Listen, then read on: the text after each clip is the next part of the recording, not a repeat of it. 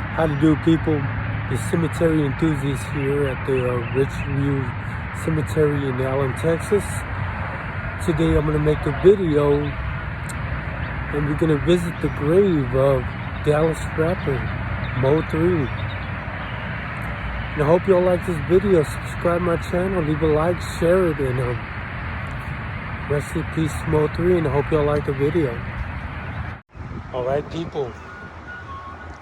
Here's the grave of the famous Dallas rapper MO3, and his name is Melvin A Jr.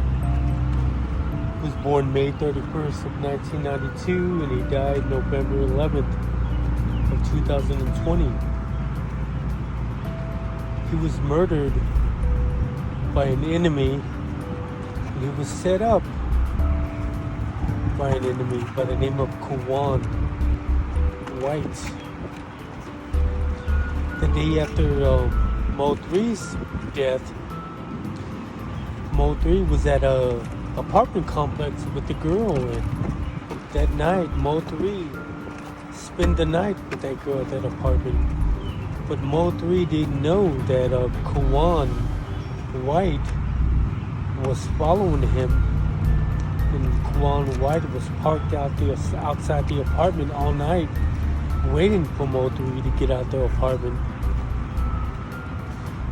So MO3 woke up in the morning.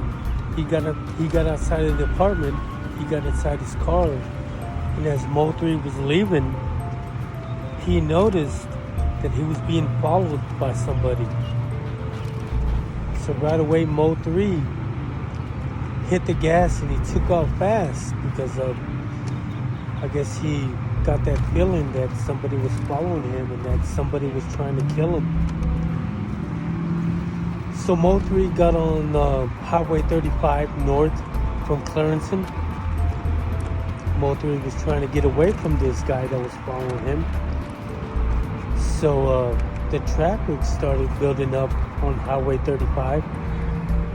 So MO3 had to stop his car because he almost ran into a 18-wheeler. And MO3 got out of his car and he took off running. And the guy that was following him, Kwan White, got out of his car also. And he went chasing after MO3.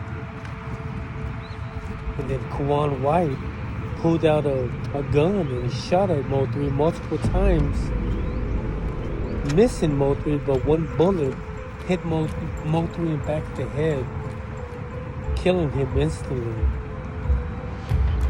And the guy, Kwan White, took off on his car on 35 North and he got away. A couple of weeks later, the police department found recorded evidence of Kwan White, that it was Kwan White that murdered MO3. At first they didn't know who it was, but the video evidence proved that it was Kwan White. So Kwan White got charged with the murder and he was taken into custody. And Kwan White was also charged with weapons charges and drug charges from the past. And there's a lot of conspiracy theories. I don't know if it's true or not that Dallas rapper Yella Beezy was the one that hired Kwan White to murder MO3. And there was also conspiracy theories that Yella Beezy was a relative to Kwan White. So I don't know about that, but I also know that Kwan White was dating a transsexual girl for a couple of months, and that Kwan White was known to date trannies.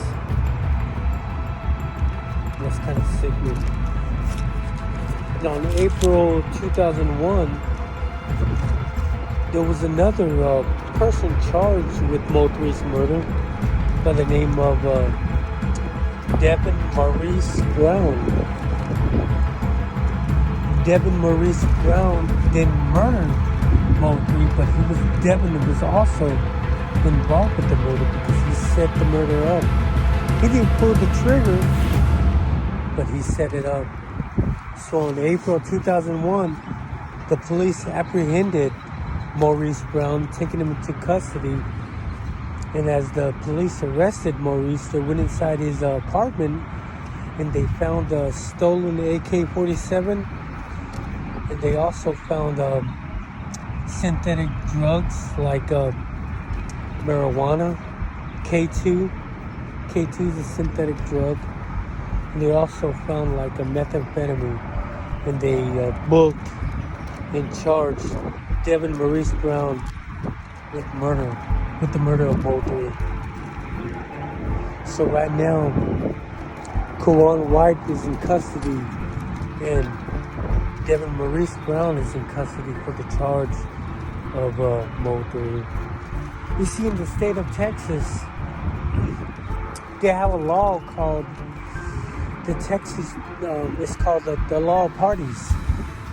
Even though you didn't pull the trigger to kill the person, but you are still considered involved with the person's death because it's called guilty by association.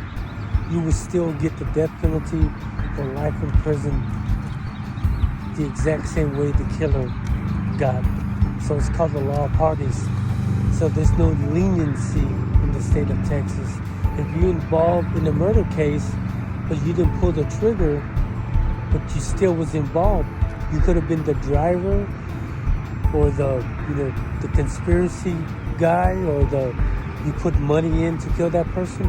Even though you didn't pull the trigger, you are still involved with the murder and you will get the death penalty or life in prison the exact same way the killer was charged.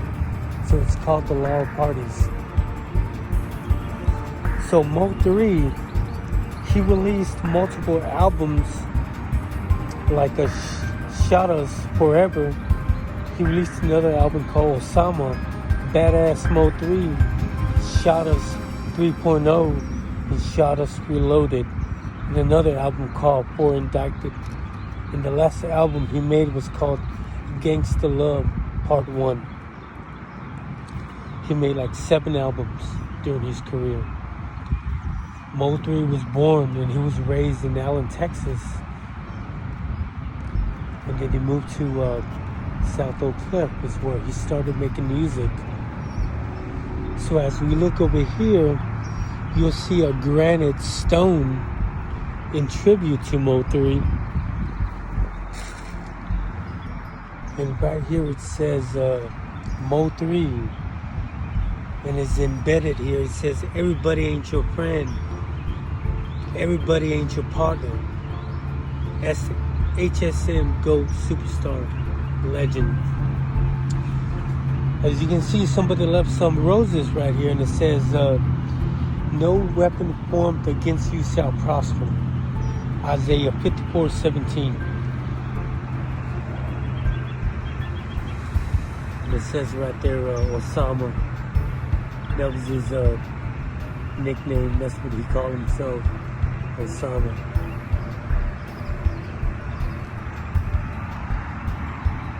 The cemetery enthusiast here, signing off from the Ridge View Cemetery in Allen, Texas.